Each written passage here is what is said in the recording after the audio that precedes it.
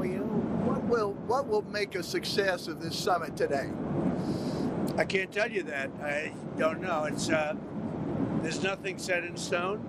I want certain things. I want to see a ceasefire. This is not to do with Europe. Europe's not telling me what to do.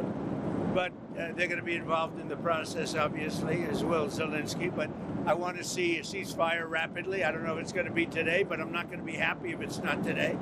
Everyone said it can't be today, but I'm just saying I want the killing to stop. I'm in this to stop the killing. You know, we're not putting up any money. We're making money.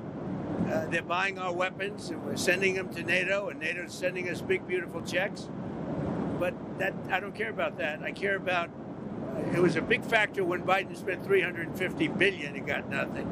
But what I do care about is they lost last week 7,011 people were lost, almost all soldiers. 36 people in a town which got hit by a missile, but over 7,000 soldiers. It's crazy.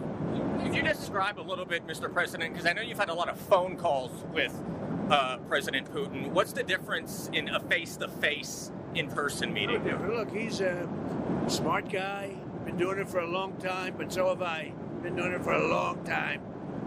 And here we are with President. That was much more difficult than what I'm doing today, believe me. So we get along. There's a good respect level on both sides. And I think, something's going to come of it. I noticed he's bringing a lot of business people from Russia. And that's good. I like that because they want to do business, but they're not doing business until we get the war settled. Are you going to talk about business? We have the hottest country on earth. We have the hottest economy on earth. We have the hottest country. We just set a new stock market record again. We have hundreds of billions of dollars flowing in from tariffs. We're the hottest. We were a dead country, dead like doornails, a dead country. 1 year ago, we were dead as a doornail, and now we have the hottest country.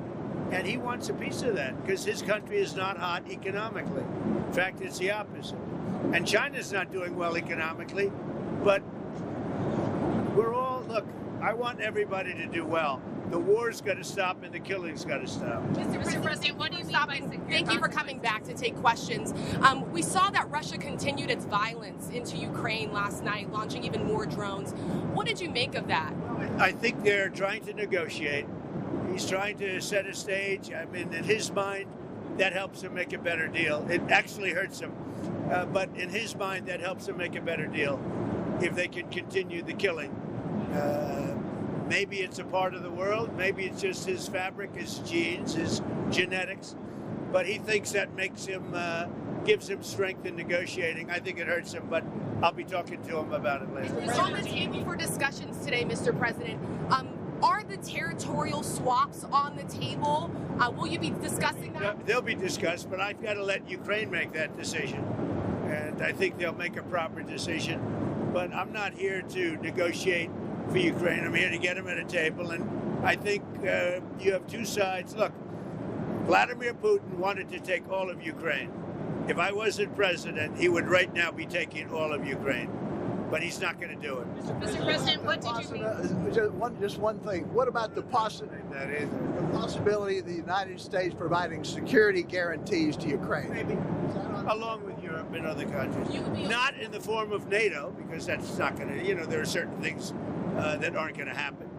But, along with Europe, there's a possibility of that. Mr.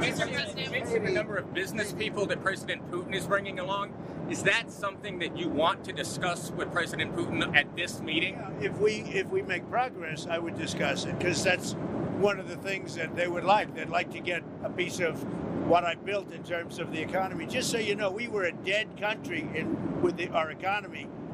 He wouldn't be interested. He wouldn't have been interested a year ago with the Biden economy. But he is interested in the Trump economy because wait till you see when those factories start opening up. We have hundreds of factories all over the country, and that includes auto factories, AI factories, and every other. They're all coming in because they want to beat the tariffs. Because if they open here, they don't have to pay tariffs. If they don't open here, they have to pay, in some cases, 200%, 300%. I haven't even set some of the tariffs yet.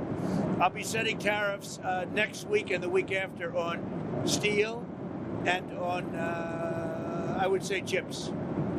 Mr. President. Chips and semiconductors we'll be setting sometime next week after. What are you looking at? What rate? I'm going to have a rate that is going to be lower at the beginning. Then that gives them a chance to come in and build, and very high after a certain period of time. And if they don't build here, they have to pay a very high tariff, which doesn't work, so they'll come and build. Mr. President, hi. You had said earlier. I didn't see you over there.